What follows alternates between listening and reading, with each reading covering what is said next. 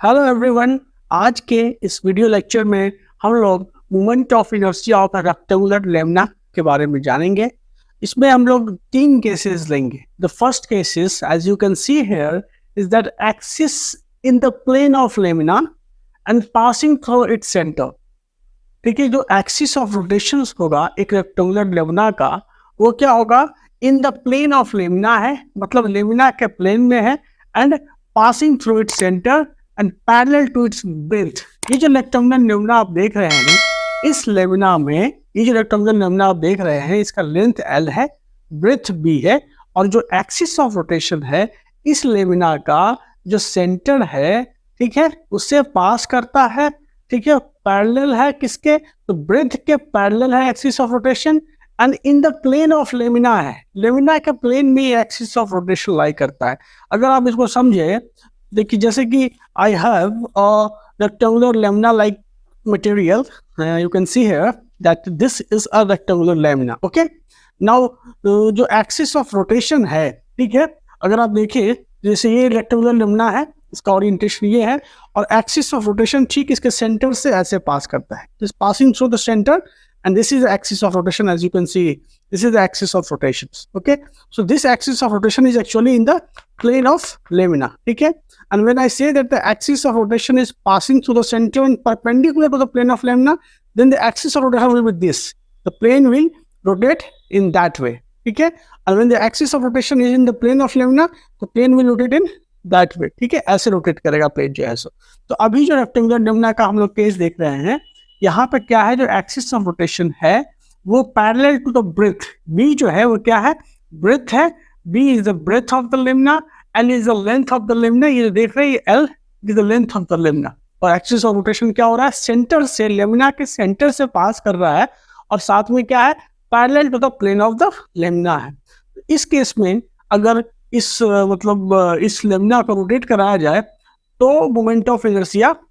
क्या होगा, इसको समझते हैं हम। तो ऐसे केसेस में क्या होता है कि हम लोग एक एलिमेंटल स्ट्रिप लेते हैं, जैसा हम लोगों ने डिस्कस किया है कि आप एक एलिमेंटल स्ट्रिप लेंगे लेमिना में। वो जो स्ट्रिप है वो हम लोग क्या करते हैं, इस एक्सिस से, ठीक है, एक्स डिस्टेंस अवे हम लोग एक स्ट्रिप लेते हैं, और ये जो स्ट्रिप है, ठीक है, ये स्ट्रिप हमने लिया एक्सिस से एक्स डिस्टेंस अवे इस रेक्टेंगुलर लेमिना के अंदर, और इस स्ट्रिप का जो थिकनेस है, ये जो देखो, ये जो वॉल है वो क्या है, dx है, और जो इसका लेंथ होगा वो इस लेमिना के ब्रेथ के बराबर होगा। ठीक है, लेमिना का मास m मेंशन्ड है, लेंथ l मेंशन्ड है। तो अगर आपसे पूछा जाए कि इस लेमिना का मास पर यूनिट लेंथ क्या है, तो आप लिख सकते हैं कि मास per unit length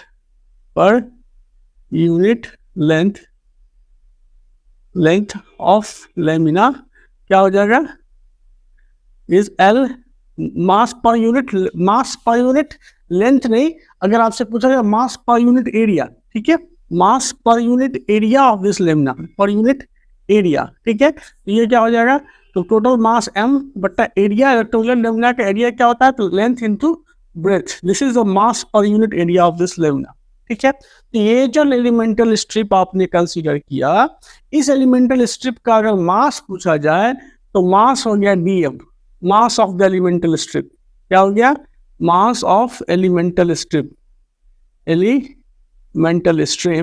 and this is equal to what, तो mass per unit area of this rectangular lamina, क्योंकि ये जो रेक्टेंगुलर लेमिना है इसमें मास डिस्ट्रीब्यूशन क्या है, आपका यूनिफॉर्म मास डिस्ट्रीब्यूशन है। तो मास पर यूनिट एरिया जो मैंने निकाला है m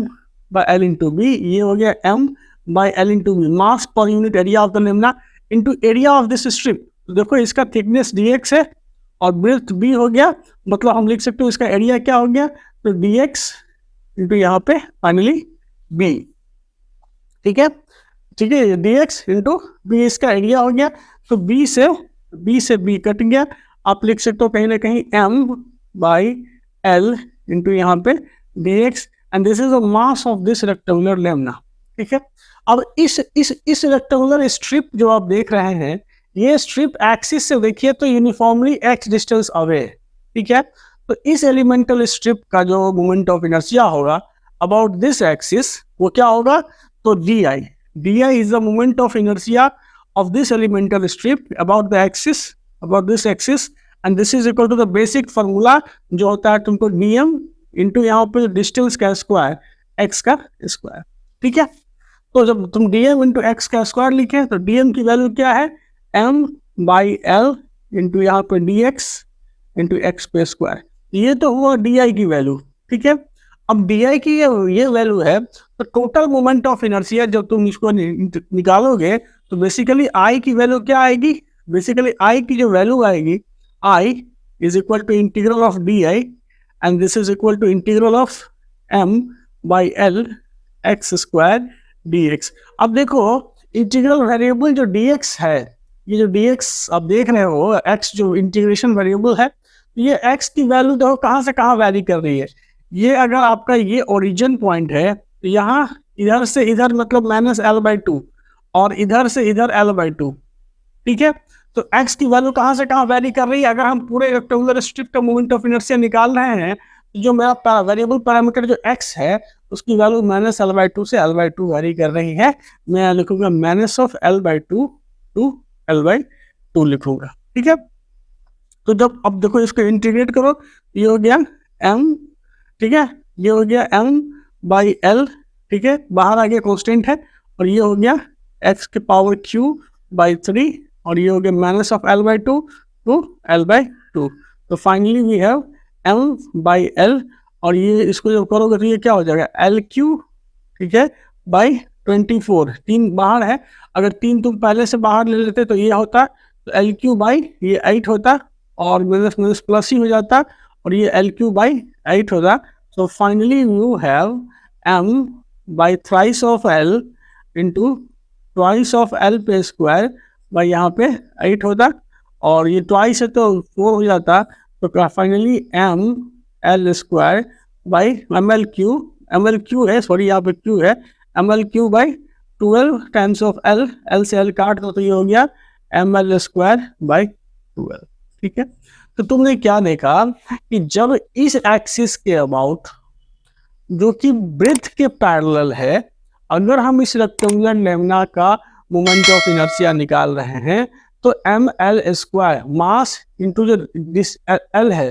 एल स्क्वायर बाई 12, मतलब मोमेंट ऑफ इनर्शिया जब axis parallel to the breadth है तो वो किस पर डिपेंड कर रहा है, तो वो डिपेंड कर रहा है length of this rectangular Lemna पे, एम एल स्क्वायर बाई 12 इसकी वैल्यू आ रही है, ठीक है। लेकिन यही अगर ये एक्सिस ऑफ रोटेशन जो ये था इसको मैं बदल दूं, and that axis of rotation is basically now parallel to the length of this lamina, like this case. This is the case where you will study about that, about the case the axis in the plane of the lamina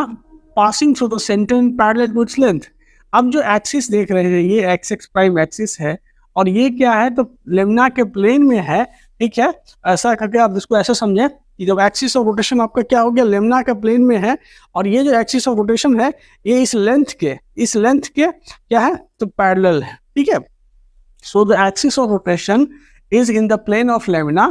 parallel to the length and passing through the centre of mass या centre of the Lemna आप कह सकते हैं। तो इस case में अगर हमको इस लेमना का मोमेंट ऑफ इनर्शिया निकालना होगा तो मुझे कुछ करना नहीं है, मैंने स्ट्रिप लिया था इस केस में इस एक्सिस के पैरेलल, इस केस में जो स्ट्रिप लेंगे वो भी इस एक्सिस के पैरेलल ही लेंगे। तो मैं क्या करता हूँ, जैसे ये है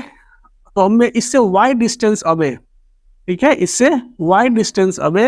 एक dy थिकनेस का एलिमेंटल स्ट्रिप लूंगा, मतलब strip should be like this,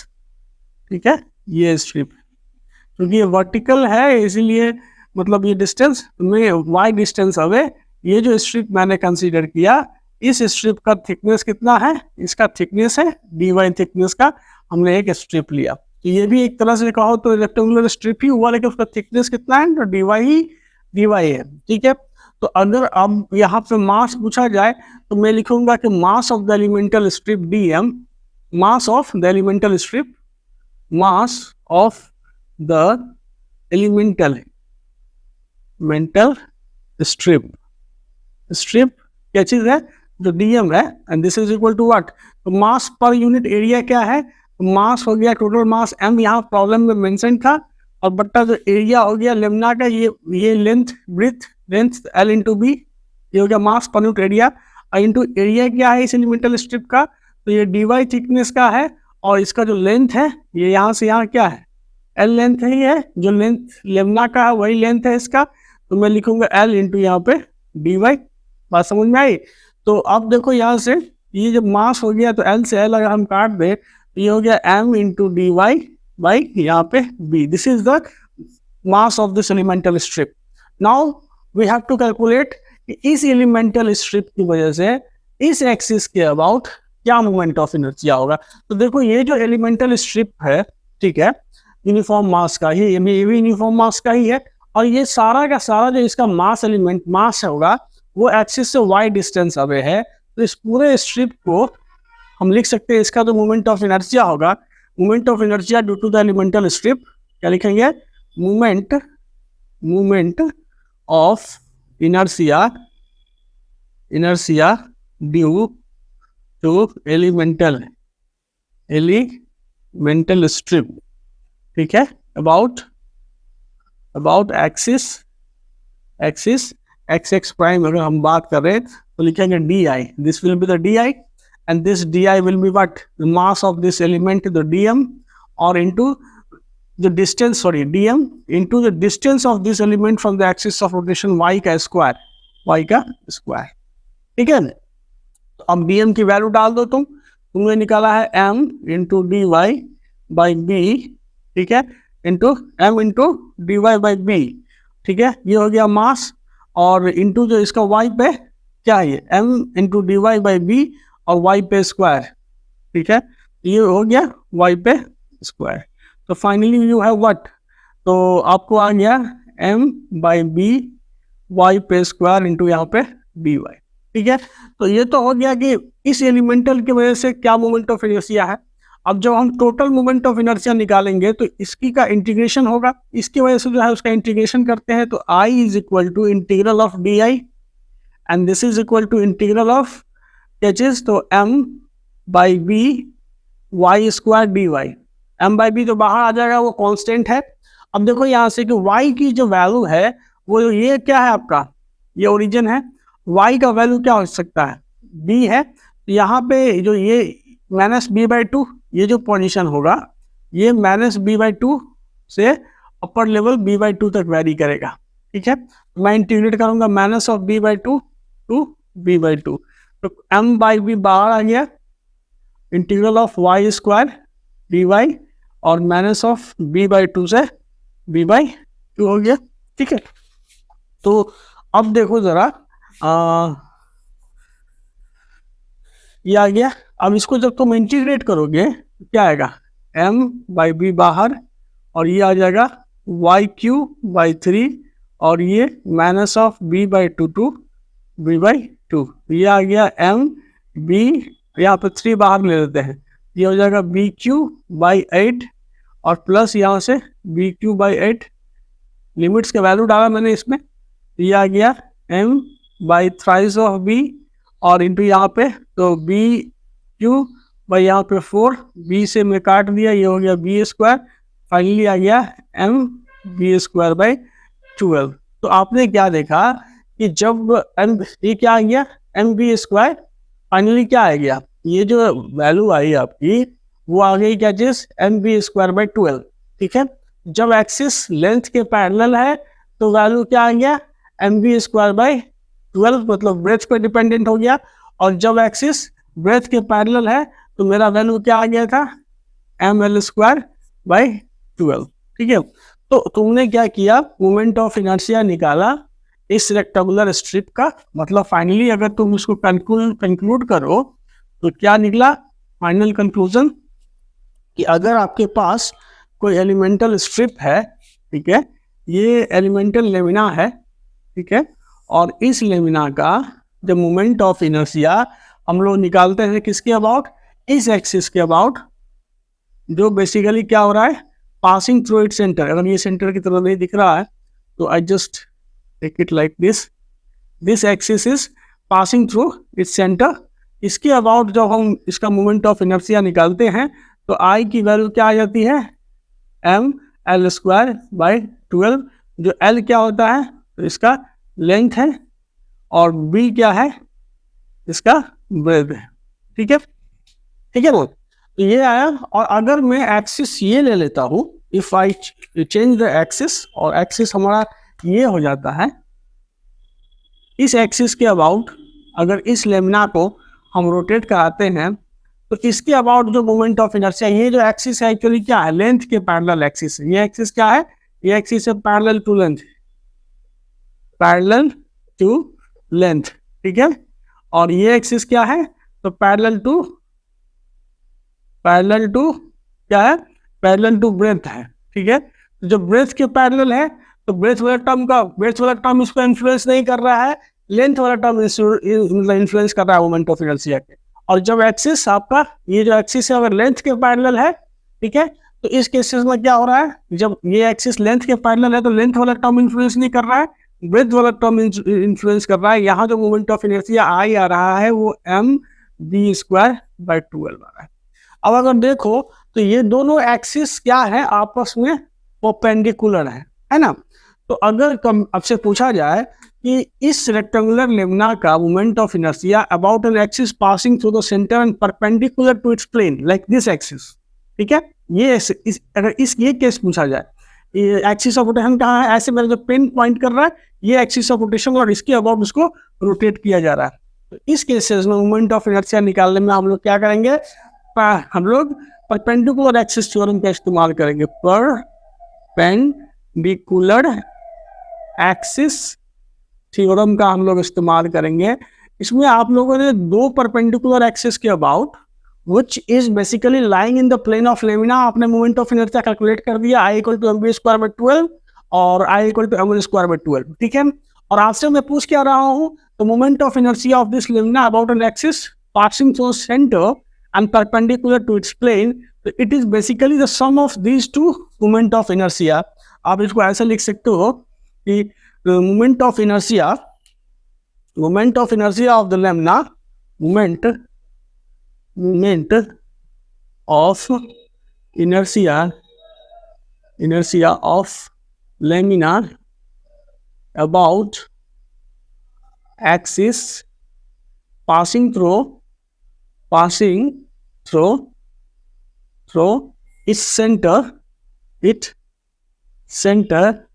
and perpendicular to the plane of lamina and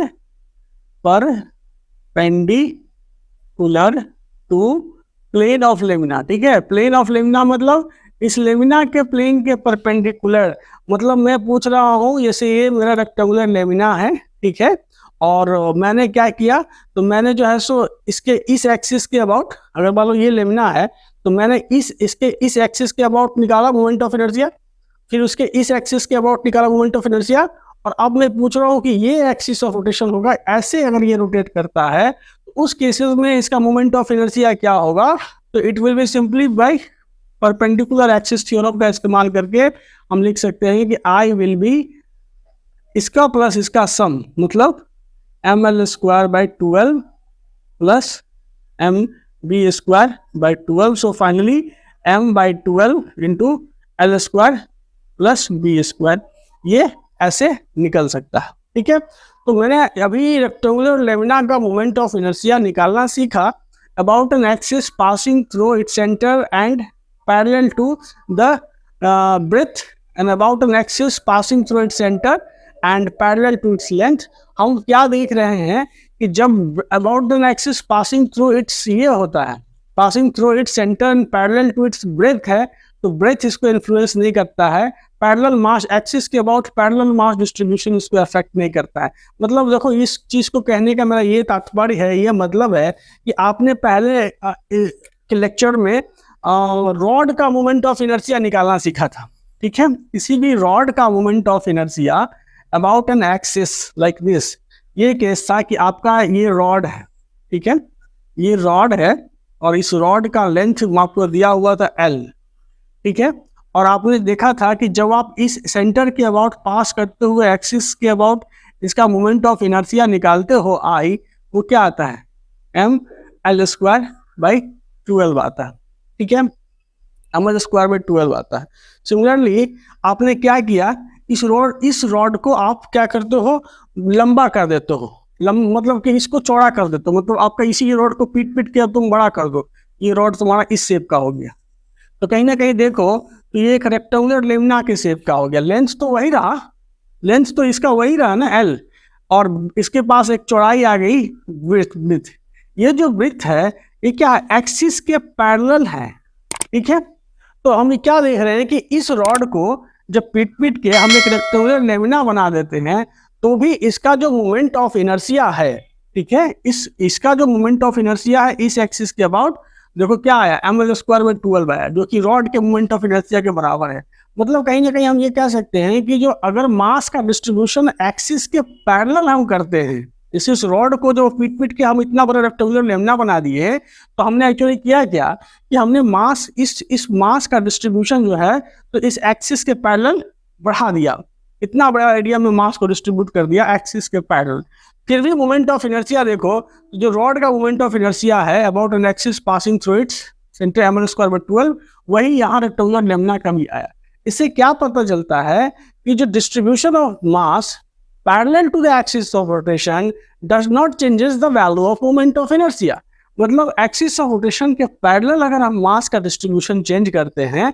तो उससे मोमेंट ऑफ इनर्शिया नहीं बदलता है। एक्सिस से कितना डिस्टेंस अवे हमारा मास चला जाता है उस पर डिपेंड करता है। इस केस में क्या था, ml²/12,